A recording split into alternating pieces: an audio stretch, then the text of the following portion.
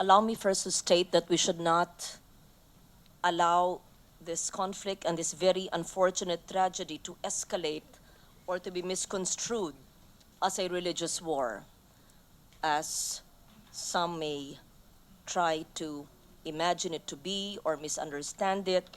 And we should not and never worsen the already lingering tension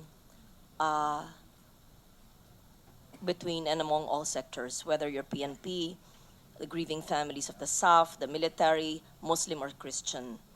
And while it pains all sectors, it is important that there should be, as General Espinas mentioned yesterday, that there should be justice along with the peace. And I agree with you in your statement in the House of Representatives yesterday.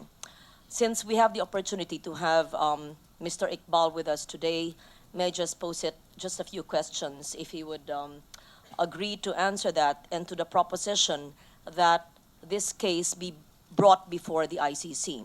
As you will recall, the International Criminal Court and our membership in the ICC has only been here for the past few years in 2011.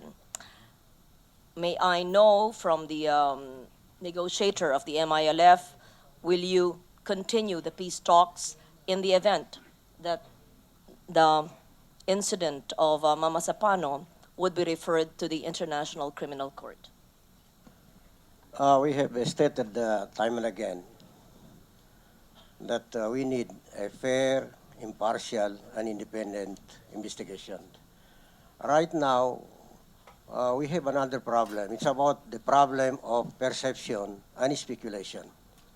Unless we can come up with a body that is perceived to be independent and impartial, then we cannot find the truth. I'm not saying that all those constituted bodies cannot be relied upon. I, for one, believe that they are very reliable, but it's about perception. For instance, like the investigation of the MILF, I am so sure that not everybody will believe that the findings of the MILF investigating team would be the real truth on the ground. So if an independent, impartial, and an independent body will be the one that will investigate the incident, and after that, the findings would be released, then perhaps any appropriate action would be on the basis of that findings. Thank you for that. If you will recall, it took the Philippine government more than 15 years to gain its membership in its seat in the ICC in 2011.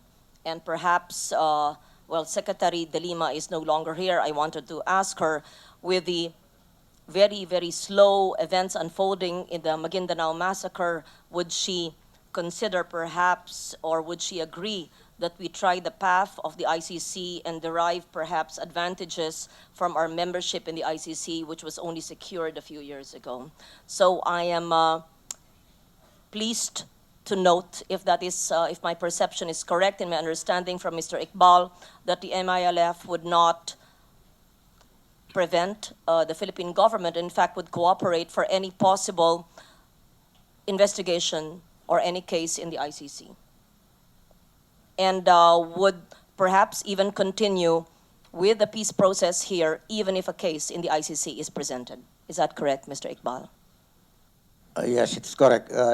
Your Honor, if you permit me, I would share some information here. It's about finding the body that would be seen as independent, impartial, and fair in its finding. There is an idea which we do not want to bring it up because we do not want to be misconstrued that we are doing something that is not that's not good for the government. It's about considering the United Nations to conduct the investigation. And I talked to one high official of the United Nations. He said that there is an invitation coming from the government, from the panels of the MILF and that of the government, and then their respective principals would agree, then they would consider the idea.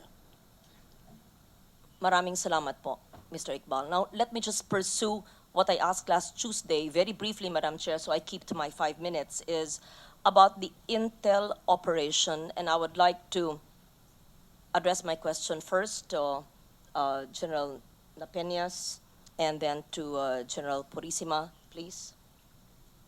Your client is not here now. And 5 minutes. I will 5 be minutes. So let me just go to PNP chief, former PNP chief Purisima.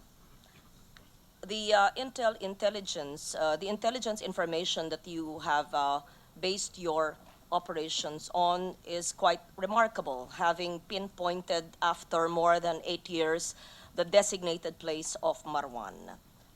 May I know if this intel information you received is from one of our local intel agencies, from the AFP, from the NICA, from the PNP, or was there any facilitation or input from a foreign intelligence source?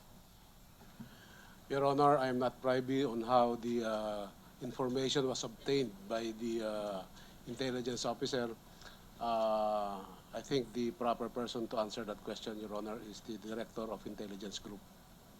But you are familiar with Oplan Exodus and Oplan Wolverine and the other Oplans before, and you had received the intel packet, as you had said earlier to Senator Santiago. So may I know who gave you the intel packet, when was it, and what did it contain? The intelligence, Your Honor, was given to me by Police Senior Superintendent Mendez, the Director of Intelligence Group, Your Honor. This was Oplan Exodus already. Yes, Your Honor, the specifics of the Oplan Exodus. At any time, did you seek clarification or assistance from a foreign intelligence group or a conduit to such? No, Your Honor, I did not seek any assistance or conduit with any foreign intelligence, Your Honor. Have you been the conduit between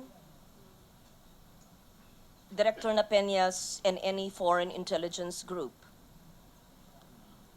I have no knowledge on the conduit of Director Napeñas, Your Honor. My question is, have you been the conduit between the SAF, whether Director Napeñas or any foreign intelligence group, or any group that presented itself providing you information from a foreign intelligence source?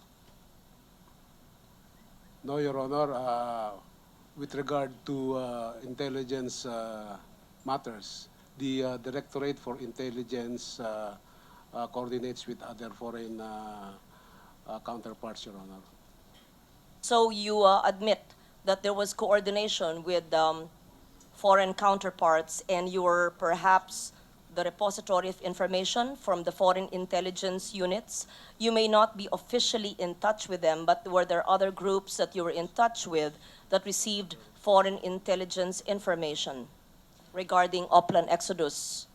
I am not accusing you. I simply want to ascertain the sources of our information, because your source of intel on Marwan after 8 years is remarkable. Your Honor, as a matter of principle, it's the Directorate for Intelligence who handles every information and who processes the information, Your Honor. Let me ask, thank you very much. May I ask General Napeñas about this, same question, about the source of your intel information, if you are privy to any foreign intelligence source? Madam Chair, the source of the intel information, I think, is something that we cannot discuss in public. Maybe we can discuss it in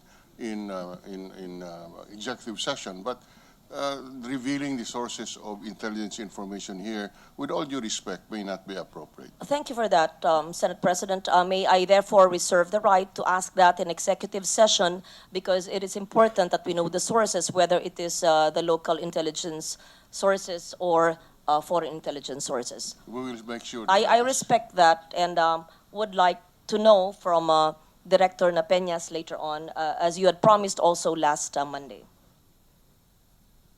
Now, let me just probe just a little bit further to summarize the question of, I think, Senator Binay, and was it Senator Ejercito? Just to clarify, when they posed a question to General Katapang, whether he had indeed informed the President in Zamboanga about the ongoing operations in Mamasapano.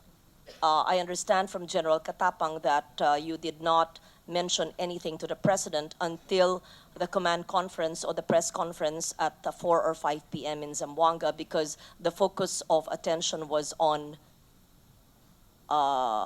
another incident in Zamboanga. Is that correct?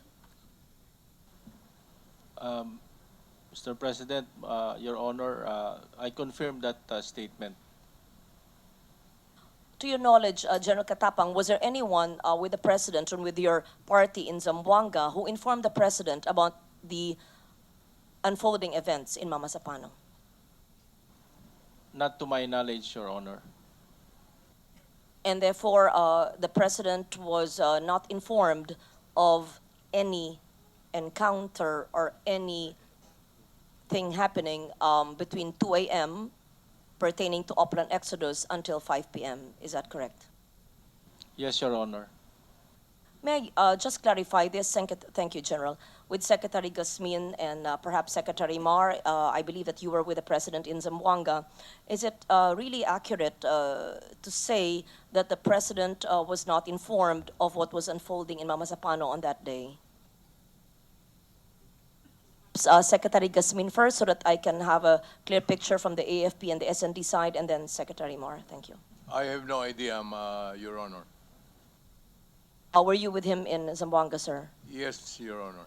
And discussed what was happening in Mamasapano We were on that day? concentrating on the bomb blast, Yes. which is connected to the rescue of Abu Sayyaf prisoners in Zamboanga City. And General Katapang had not called you the whole day of January 25? About 11 o'clock that morning, I was informed about an encounter. But these are ordinary encounters that we normally get, since it was a report about encounter of the PNP staff and the MILF, and that's about it. So we did not have a clear picture of what's really happening. It was a mere report of an encounter, which is a normal daily report that comes to my attention. I will end my question, Madam Chair, with the answer of Secretary Rojas, since he was also with the President, I believe, in Zamboanga on that day.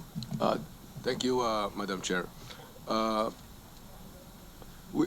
The purpose for the trip to Zamboanga was precisely because of this bombing and the continuing threat of the more than 50, I think it was like 52 or 56, I don't recall exactly, ASG detainees in the Zamboanga City Jail, for which there was an attempted breakout.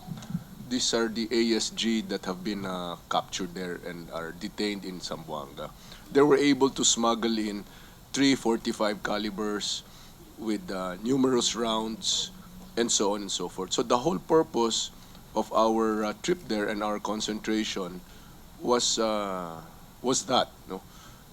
The bombing, in fact, was supposed to have been the signal for the jailbreak, except that it was discovered and thwarted. So in the course of the day, there, just like what Secretary Vaught said, there were reports of skirmish, encounter, but neither of us knew that there was such an operation. So, and it was only later in the day when the picture started to emerge that this was a big operation. Now, at what time the President knew, I cannot say. I will leave it at that, and I will just perhaps ask my questions in the executive session. Thank you. Thank you, Senator Legarda.